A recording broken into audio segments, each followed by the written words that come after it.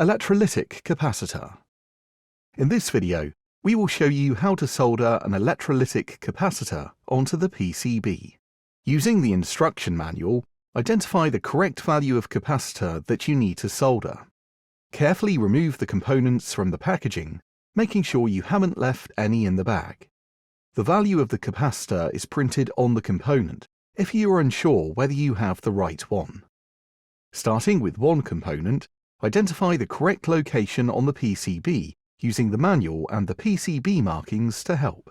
With these types of capacitors, the orientation is important. The pale line printed on the capacitor identifies the negative pin. Use the markings on the PCB to ensure you insert it the right way round.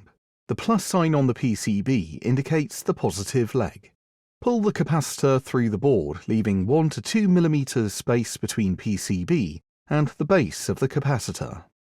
Do not try to pull the capacitor flat to the PCB, as this can damage the component. Holding it in place, turn the board over and put a 45-degree bend in each leg to hold it in position. Be sure that the capacitor is as straight as you can get it.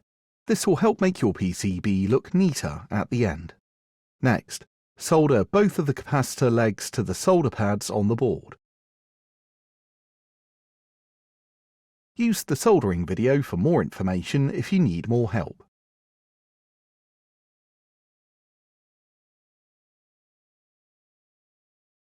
Once you get the hang of selecting, placing and soldering the capacitors, you can consider placing a higher quantity on the board before soldering, rather than doing it 1 or 2 at a time. This will speed up the process. Be sure to follow a process that is accurate and that you are comfortable with.